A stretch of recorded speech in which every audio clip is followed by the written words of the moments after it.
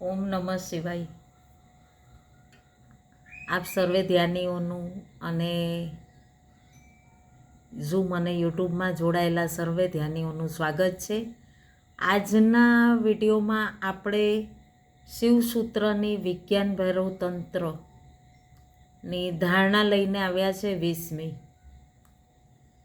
આ શિવસૂત્રમાં માં સતી પાર્વતી શિવજીને પૂછે છે, ભોળાનાથને પૂછે છે કે તમે કહો છો કે મેં આ સંસારમાં માયામાં રમવા મોકલી દીધા છે બાળકોને, તો એ લોકો પોતાના આજ વારંવાર કેટલા જન્મ લઈ લીધા, આપણે કેટલા જન્મ લઈ લીધા, અને જન્મ લેવાનું કારણ શું? તો જન્મ લેવાનું કારણ એક જ કે આપણે એ આત્માનું જે ઉદ્દેશ્ય છે, જે પોતાના મૂળભૂત સ્વરૂપથી જોડાવવું, એ સ્વરૂપથી કઈ રીતે જોડાવવું, એના માટે માં શિવાદેવી, માં પાર્વતી, માં ભૈરવી કહીએ તો આ વિજ્ઞાન ભૈરવ તંત્રની જે ધારણા છે એમાં કે તમારા પરમ ઉદ્દેશ્યને કે પૂર્ણ શિવ સ્વરૂપને આપણે કઈ રીતે પ્રાપ્ત કરવું. તો એના માટે જુઓ, દરેક પ્રકારના અલગ અલગ વિભિન્ન પ્રકારના 5 આંગળી જેવી રીતે સરખી નથી ને, એવી રીતે દરેક મનુષ્યની વૃત્તિ સરખી નથી હોતી. દરેકની અલગ રીતની ચેતના હોય છે અને એમનું અલગ રીતનું, કોઈકને કહેવાય ને કે ધ્યાન આંખ બંધ કરીને મેડિટેશનમાં આનંદ આવતો હોય છે, કોઈકને કહેવાય ને કે ભજન ભક્તિ ખૂબ આમ ગરબા કરીને, નૃત્ય કરીને આનંદ આવે, ભક્તિ કરીને, કોઈને ભજન ગાઈને, કોઈને યાત્રા કરીને. એટલે દરેક અલગ પ્રકૃતિના માણસો છે, અલગ પ્રકૃતિના જીવ છે. તો માં કે કઈ રીતે આ માયાજાળથી એ લોકો મુક્ત થઈ શકે. તો આ શિવસૂત્રની 112 ધારણા, એમાંની આજની 20મી ધારણા હું લઈને આવી છું. તો પહેલાં તો આપ સર્વેનું સ્વાગત છે અને ધારણા વિશે આપણે જાણીશું. પહેલાં આપણું જે ગુરુ તત્વ હોય ને, એ આપણી સાથે જન્મથી જ હોય. કેટલા જન્મ થઈ ગયા પણ ગુરુ તત્વ નથી બદલાતું. તો ગુરુ તત્વ સાથે કનેક્ટ થઈને સર્વે સિદ્ધોની આપણે સહાયતા લેશું કે આપ પણ અમને અમારી ચેતના જાગૃતિ માટે સહાયક બનો.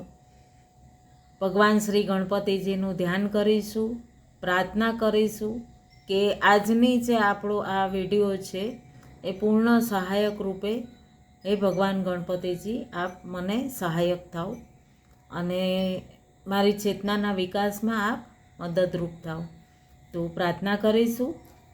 વક્રતુંડ મહાકાય સૂર્યકોટી સમપ્રભ નિર્વિઘ્નમ કુર્મે દેવ સર્વકાર્યેષુ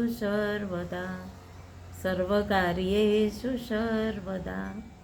ઓમ શાંતિ શાંતિ શાંતિ. ઓમ નમઃ શિવાય.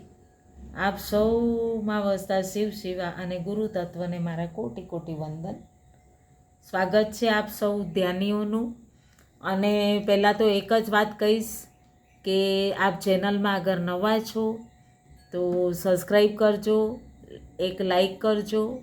અને ધ્યાન દરેક ધારણાઓનું અલગ હોય છે, તો ધ્યાનમાં આપને જોડાવવું છે તો અમારા રોજના ઝૂમ સેશનમાં જોડાવા માટે આપનો નંબર મને કમેન્ટ કરશો તો હું આપને મારા વોટ્સઅપ ગ્રુપમાં જોડીશ. બરાબર? તો જરૂરથી આપ સબસ્ક્રાઈબ કરજો. આજની જે ધારણા છે એ ધારણાની અંદર ખૂબ જ પ્રેમપૂર્વક શિવજી કહે છે કે દરેક મનુષ્યનું અલગ વૃત્તિ છે અને દરેક મનુષ્યએ એ પરમત્વને અને દિવ્યતાથી એકબીજાના સહયોગથી એ ઉદ્દેશ્યની પ્રાપ્તિ કરી શકે. તો અહીં આપણે વનનેસના એક ભાવ સાથે કે આપણી તો ઠીક છે, પણ આપણા સાથી સહયોગીઓની પણ ચેતનાના વિકાસમાં આપણે કંઈક મદદરૂપ થઈ શકીએ.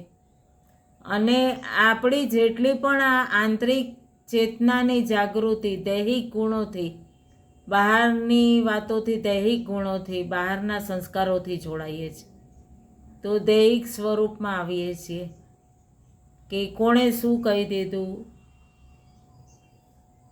આટલી ઘણી બધી વાતો સાંસારિક, તો દૈહિકથી જોડાઈએ. જ્યારે આપણે કોઈની માટે શુદ્ધ પ્રેમ, કરુણા દર્શાવીએ, એક કહેવાય ને હેલ્પિંગ નેચર, સહયોગનો ભાવ, તો પોતાની અંદર આત્મ સ્વરૂપની તરફ લઈ જાય છે પોતાની મેળે. તો શાંત ભાવથી પરમ તત્વથી જોડાઈએ અને ગુરુ તત્વને પ્રણામ કરીને હૃદયથી કે આપ અમારી સાથે આવો અને અમને અમારી ચેતનાની જાગૃતિમાં મદદરૂપ થાવ. અને ખૂબ સુંદર આજનો જે શિવ સતીનો સંવાદ છે એ ખૂબ સરસ હોય છે. અને એટલો સરસ સંવાદ છે કે આમાં પોતાની માટે આપણે ખૂબ કૃતજ્ઞ હોવું જોઈએ. પહેલાં તો આપણે જ્યારે જોડાઈએ ને એટલે પોતાની માટે શુદ્ધ ભાવ,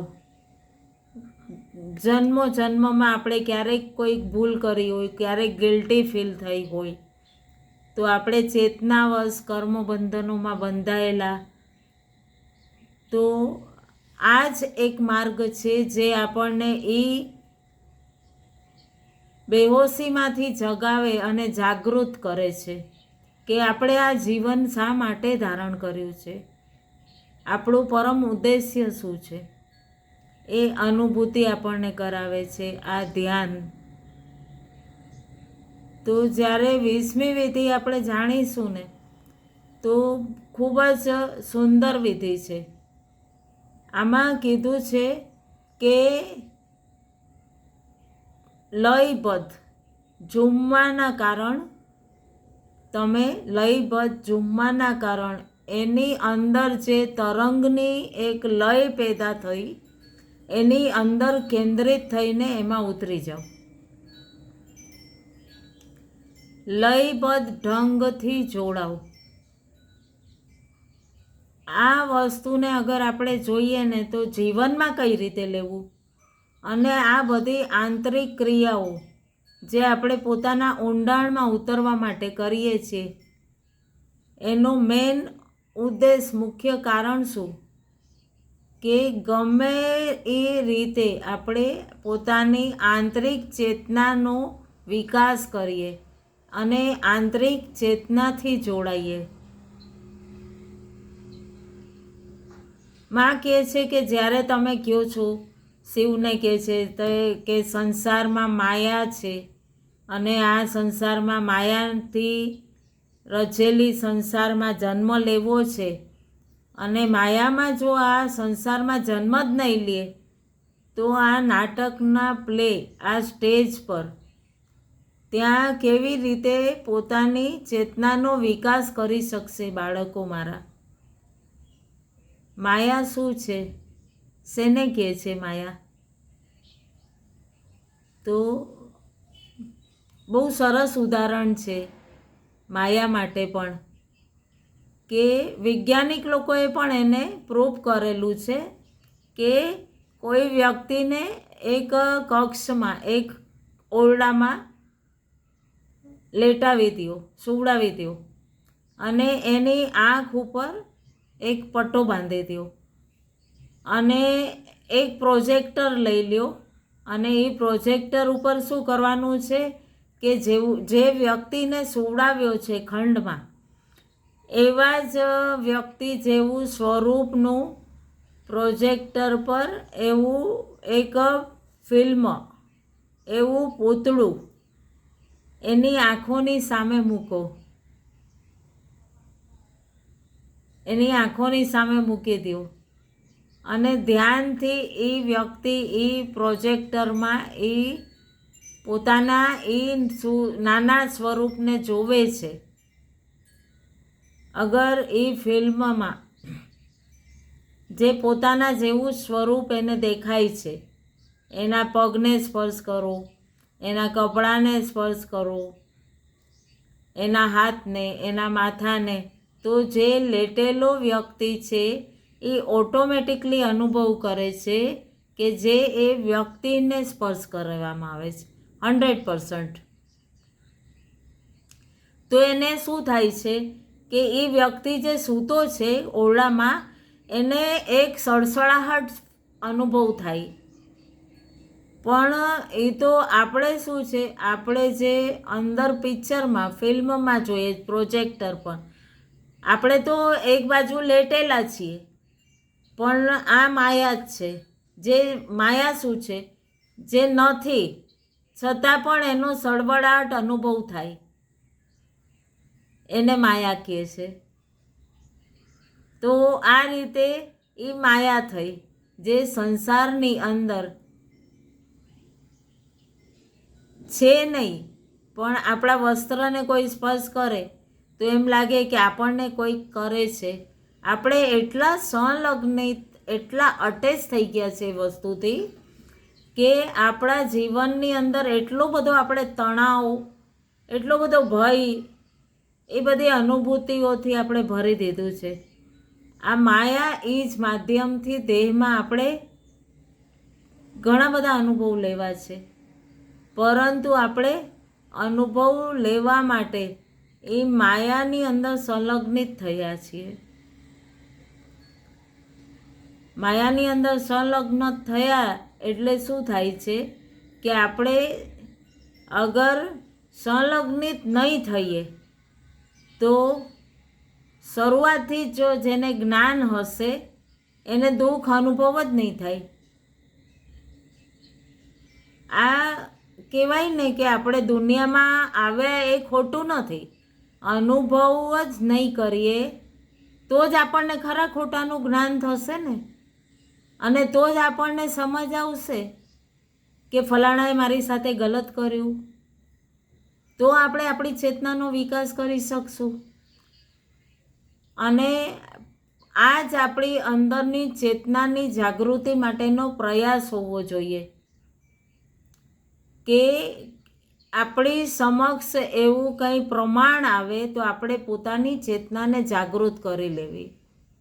કોઈ કામ કરે છે, કોઈ ક્રોધ કરે છે, કોઈ પ્રેમ કરે છે, જ્યારે આપણને લાગે છે કે આનાથી તો ઘણું બધું દુઃખ થાય, 10 જણાની વચ્ચે ફલાણાએ મારું અપમાન કરી નાખેલું, મને કેટલા બધા જોણાની વચ્ચે અપમાનિત કર્યું હતું, મને કોઈ સમજતું નથી, હું પરિવાર માટે આટલું બધું કરું છું, સંસાર માટે આટલું બધું કરું છું, સમાજ માટે આટલું કરું છું, છતાં પણ કોઈ મારી વેલ્યુ નથી કરતું. આ બધું શું છે? આ માયા છે.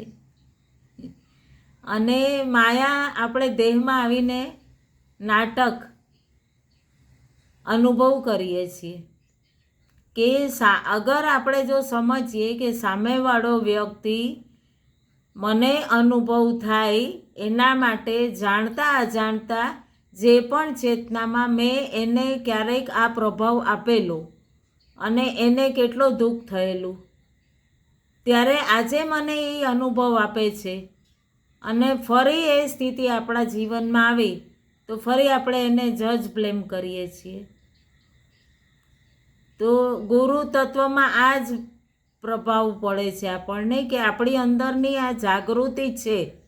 અગર પ્રતિદિન આપણે અભ્યાસ કરીએ કે હું આ પરમપિતા પરમાત્માનો દિવ્ય અંશ છું, તો ધીરે ધીરે આપણે આભાસ થશે કે મને કાંઈ પણ દુઃખ થાય છે તો કોઈકના દ્વારા આપવામાં આવ્યું છે, કે કોઈક મને અપમાનિત કરે છે, કે બધું આટલું બધું સારું કરવા છતાં મને સારું પ્રતિફળ નથી મળતું. દરેક વસ્તુમાં પરિવારમાં ઘણી ગૃહિણીઓ કે મને અપમાનિત કરે છે, મારી ઉણપ કાઢવામાં આવે છે સાસરીમાં, તો મારો આ બધો ભાવ હર કામમાં કહેવાય ને કે ઉણપ કાઢવી, સમયસર કામ ન થવું, આ બધું શું છે? આ દુઃખનું કારણ છે. એ દુઃખનું કારણ કેમ બને છે? એક તો આપણે અનુભવ લેવા આવ્યા છીએ અને એકવાર અનુભવ લયું, ફરી જન્મ લીધું, ફરી મરી ગયા, ફરી જન્મ લીધું. વારંવાર આપણે જન્મ મરણના ચક્રમાં ફરીએ છીએ. તો આપણે એ જાગૃતિ નથી લાવતા, આપણામાં આત્મબોધ નથી. અને આપણે દેહથી એટલા કનેક્ટ છીએ કે આપણે પૂર્ણ રૂપે પોતાના આત્મ સ્વરૂપને ઓળખવા જ નથી માંગતા, અનુભવ જ નથી લેતા. આ આપણી અંદરનો ભાવ હોય છે.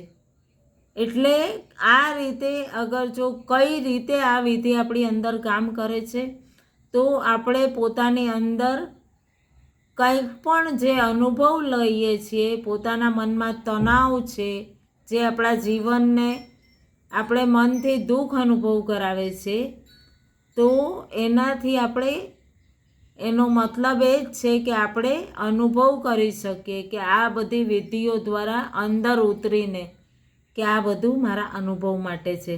અને જ્યારે અનુભવ કરી અને આપણે એ વસ્તુથી દૂર થઈએ, રિલીઝ કરી દીધું, તો આપણે એ બધી વસ્તુથી, એ બધી કામનાઓથી, એ બધાથી દૂર થઈ જશું. જો હવે પહેલાંના જમાનામાં કેવું હતું કે અહીંયા એક ઓર ઉદાહરણ આપીશ કે બળદગાડા ચાલતા હતા, મોટર વાહન તો હતા નહીં. તો બળદગાડું જેવી રીતના કેવું, બળદ આમ વળાંક આવે તો વળે તો પાછળ ગાડામાં બેઠેલા માણસો, વ્યક્તિ જે છે એ આમ વળી જાય એક તરફ, તો એ પોતાને ખેંચીને પાછા ઓપોઝિટ સાઈડ લઈ આવે. તો અગર જોવા જઈએ તો આ વિષય પણ એવો જ છે. અંદર અગર આપણે જોઈએ, ઊંડાણમાં ઉતરીએ, તો આપણે પોતાની અંદર ખૂબ ધીરે ધીરે એક કેન્દ્રમાં સ્થિત થઈ જઈએ છીએ. અને સ્થિર સ્થિતિમાં તો એ જ આ લયબદ્ધ કોઈ એક મોટો સર્કલ છે, એ ગતિમાં અચાનક ફરે છે અને તેના કેન્દ્રમાં તમે મધ્યમાં સ્થિત થઈ ગયા. અને વસ્તુ તો ગતિ કરે જ છે અને ધીરે ધીરે કેન્દ્રમાં તમે સ્થિત થઈ ગયા. હવે જુઓ, આપણે નાના હતા ત્યારે આપણે બધા નાના હતા તો કેવા ચાલતા ચાલતા મમ્મીના છેડાને પકડીને ગોળ ગોળ ઘૂમેડી લેતા હતા. અને પછી એક પલ માટે રોકાઈ જતા હતા. અને એટલી આપણા નાનપણમાં આપણા ફેસ ઉપર કેટલી ખુશી હોતી હતી અને મમ્મી જે પકડી લેતા હતા. પરંતુ શરીરનું જે ફરવું બંધ થઈ ગયું છે, પણ મન જે છે ને એ ટાઈમે એ પણ અંદર ફરતું હોય છે. અને જે ધીરે ધીરે જે ચક્ર ફરતું હતું, જે મોટાથી નાનું શરીર નથી ફરતું, મન ફરે છે. પણ એ જે જ્યારે સ્ટેચ્યુ થઈ ગયા હતા, આપણે માએ થાંભી લીધો હતો, આપણને પકડી લીધું હતું, ત્યારે આપણે આનંદિત અનુભવ કરતા હતા.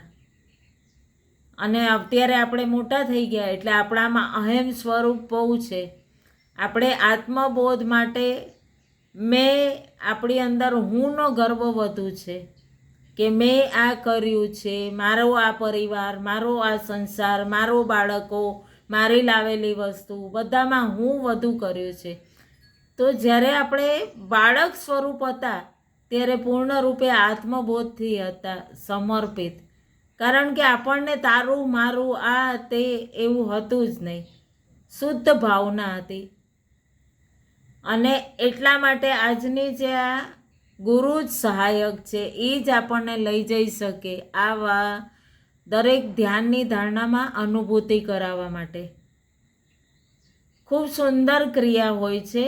આમાં આપણે શું કરવું છે કે સામે આપણે કહેવાય ને કે એક ફરવાનું, અગર સામક્ષ હોઈએ તો કહી શકીએ કે તમે ફરો. અને અચાનક આપણે ખબર છે નાના હતા તો રમતા હતા સ્ટેચ્યુ. તો આંખ બંધ કરો અને ધ્યાનમાં ઉતરો ત્યારે અનુભવ કરો કે હું ફરું છું. અને ગોલ વર્તુળ બની ગયું અને ઊંડાણમાં અંદર સુધી તમે ઉતરી ગયા. અને ઊંડાણ સુધી પહોંચી ગયા તો તમને ખૂબ પોતાની આંતરિક ચેતનાથી કનેક્ટ થઈ ગયા. અને ત્યાં આગળ શું થયું કે ત્યાં મારું ન તારું કાંઈ નથી. અને જ્યાં આપણે પોતાની એ ચેતનાથી કનેક્ટ થયા,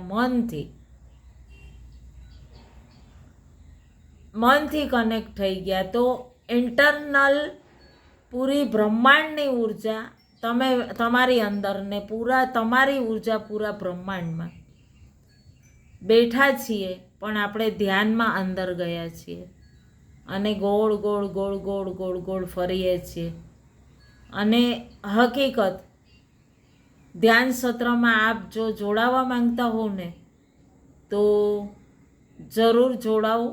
અને જરૂર હું તો કહું છું કે દરેક વ્યક્તિ પોતાની ચેતનાનો વિકાસ કરે. અને મિત્રો, આપ સૌ આ જન્મ મરણના બંધનથી મુક્ત થઈ શકો છો પોતાના આત્મબોધથી કનેક્ટ થઈને. અને કહેવાય છે ને કે જાગ્યા ત્યારે સવાર, જાગ્યા ત્યાંથી સવાર. આજે જ જાગો અને પોતાની અંતરમાં એક ઊંડાણમાં કેન્દ્રમાં એક ઉતરાવ આવે છે અને એ ક્યાં અંતરમાં લઈ જાય છે. એ ખૂબ સુંદર કેન્દ્ર છે અને એકદમ પરમ દિવ્ય આનંદ. કોઈક એક ઉતરી રહ્યું છે અને કોઈક એક અંદર ધ્યાનમાં ઊંડાણમાં ઉતરેલું છે. અને સહજ ભાવથી કહેવાય ને કે એક સહજ આનંદમાં પોતાના મનથી ગોલ ગોલ ગોલ ગોલ ફરીને ઉતરી ગયા. એટલે દરેક ધારણાની ઉદ્દેશ્ય તો એક જ છે.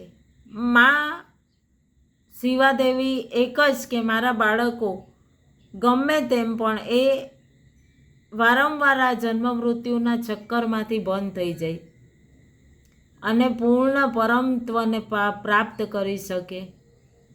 મોક્ષ તો એવું નથી કે આપણે ઈશ્વર સમક્ષ સ્થિર થઈને રહેવું, પરંતુ આપણે એ દરેક જન્મ મરણના ફેરામાંથી દૂર થઈ જવું અને આત્મબોધમાં લીન થઈને રહેવું. તો અંતરવાળાને જે ફરવું ને જે જોવું, એની અંદર સ્થિત થવું, કારણ કે બહાર ભૌતિકમાં એ પોસિબલ નથી. જ્યારે આંતરિક વ્યક્તિની આંતરિક ઉર્જાને જ્યારે જોઈએ તે શુદ્ધ ચેતના જોઈ શકીએ આપણે અને એ અંતરમાં સ્થિર થઈ જાય અને પૂર્ણ આનંદ આપે છે. તો આજે આ હતી આપણી 20મી ધારણા. હવે ધ્યાન માટે જો આપને જોડાવવું જ છે તો જરૂર કમેન્ટ કરજો. અને તમારા પરિવારમાં પણ જે કોઈ ધ્યાનસ્થ સાથે જોડાવા માંગતું હોય તો જરૂરથી જરૂર શેર કરજો, લાઈક કરજો અને ચેનલને નવા છો તો સબસ્ક્રાઈબ કરજો.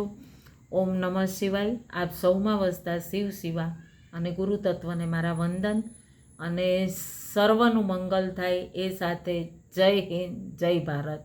નમઃ શિવાય.